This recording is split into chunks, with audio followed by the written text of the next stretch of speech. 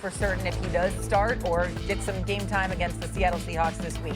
Let's go to the Cleveland Browns now. Shedeur Sanders had a really good performance on Sunday in a losing effort, unfortunately, against the Titans. In his third start of the year, Shedeur threw for over 350 yards. He had 3 touchdowns while running in another.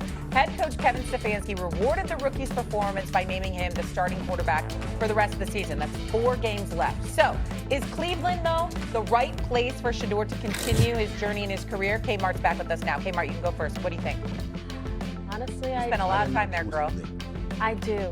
And honestly, I'm not sure if it is the right place. Let me be clear. Shedeur Sanders, through these 4 games, has shown that he deserved to be the starter, which he is for the rest of the season. And he has 8 games to show this organization that I should be the #1 guy going into next year.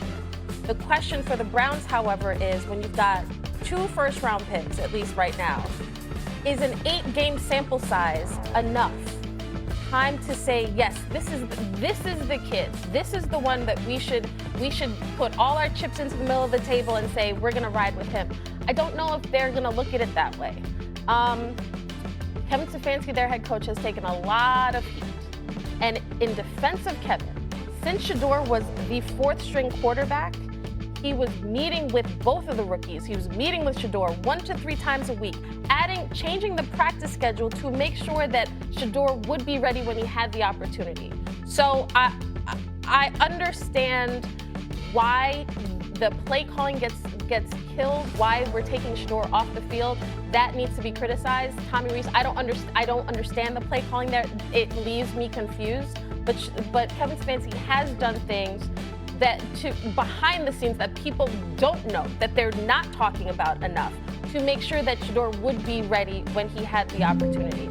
But again, if you are the GM, you want Shedeur to be the starter because it makes financial sense for us to have this rookie quarterback, this young quarterback, and we build around him in the draft.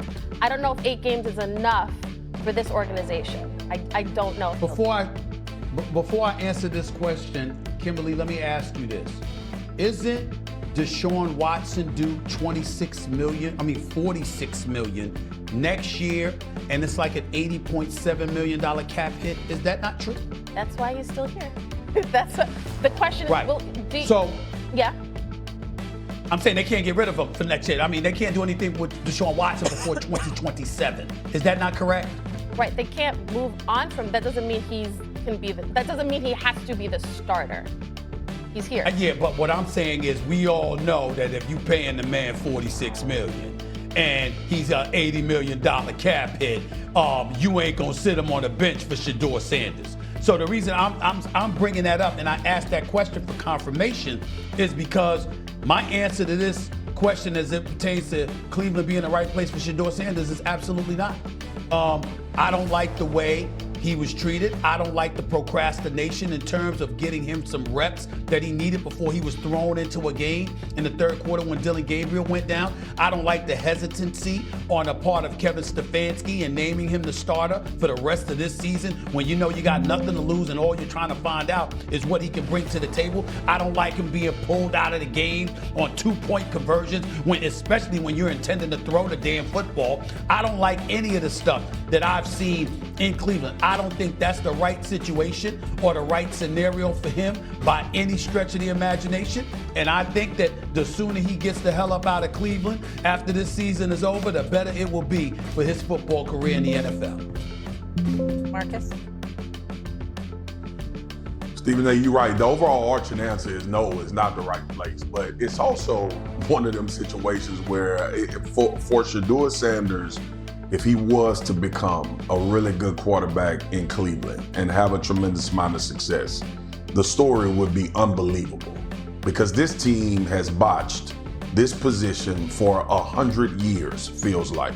And the fact that he came in with so much adversity and the draft night and all of the things didn't go well, and he somehow, some way becomes Cleveland's starter and is able to play high-level football and have a successful time while he's there, would be unbelievable. It would literally be the answer to all of the naysayers before he came into this season. I was one, Stephen A., when we talked draft night, if you remember, me and you went toe-to-toe about Shedeur Sanders, and me saying that him not going top 3 wasn't surprising to me. Him not going first round wasn't surprising to me. And we reconnected after the draft, after that 5th round selection. And I told you, yeah, everything you said was absolutely right.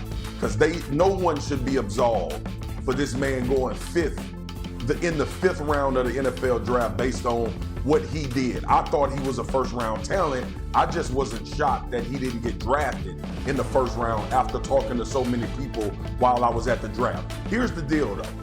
With all of the things that's worked against Shedeur Sanders, I'm proud of the young man for what he's done up until this point. Playing well. Look, we know the Tennessee Titans ain't world beaters. We know that he didn't play the most staunchest of defenses against the Las Vegas Raiders and the Titans, but preparation showed that he can play that way.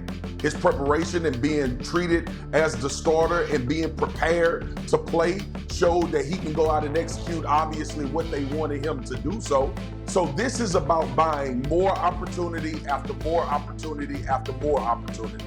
And honestly, that's the way of the NFL when you're not a top draft pick at quarterback. You don't get the benefit of the doubt. You don't get the excuses made for you about, well, let's give him more opportunities and he'll get better.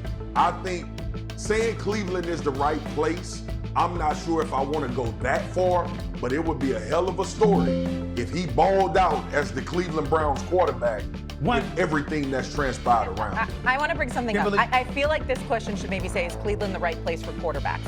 Period. We've seen the mess that's happened with Deshaun Watson. Yeah. Complete disaster with from contract to what's transpired on the field. Kenny Pickett and Joe Flacco got first-team reps in training camp. They're not even on the team anymore. Then you have Shedeur Sanders saying he never got first-team reps. Yeah. The quarterback room had 2 rookies that didn't know how to decide it. It's been a disaster. Shay, everything you say is right on point, and you still missed it. Let me help you out. This is the 11th starting quarterback under Kevin Stefanski in 4 years. 11. 11. So Kimberly, when do we look? Yes, he's a 2-time coach of the year. Yeah.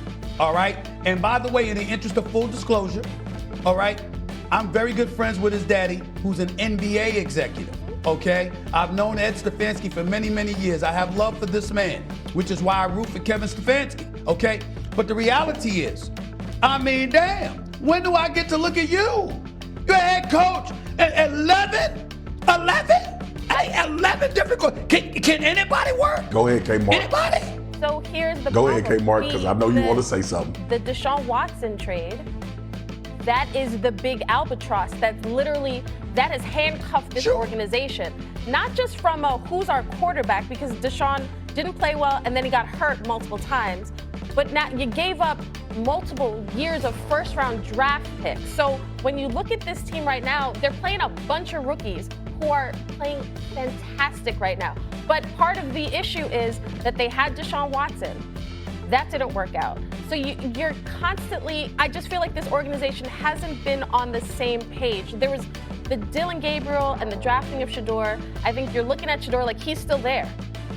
He could develop into something, which he has, right? But you could argue when they, listen, I was supposed to cover the Browns in the draft this year, and when I saw them take Shedeur on top of Dylan Gabriel, I was like, this cannot work. Because you cannot develop 2 guys at the same time. And in credit to Stefanski, he tried to. Yes. Well, see, hold on, Swag. See, Kimberly, that's you being nice. That's you being nice, and I don't knock you. You're not wrong. I'm not saying you're wrong, but it's you being nice, and here's why. I understand Deshaun Watson, $230 million guaranteed, strapping an organization. We're not talking about how the Browns look collectively. We're talking about a head coach that can't seem to get any quarterback to work for him. 11 different starting quarterbacks in 4 years? Here's when I brought up the play calling, because in the last couple of years, Kevin has been the play caller, then he's given up play calling. They had Ken Dorsey here. Now it's Tommy Rees.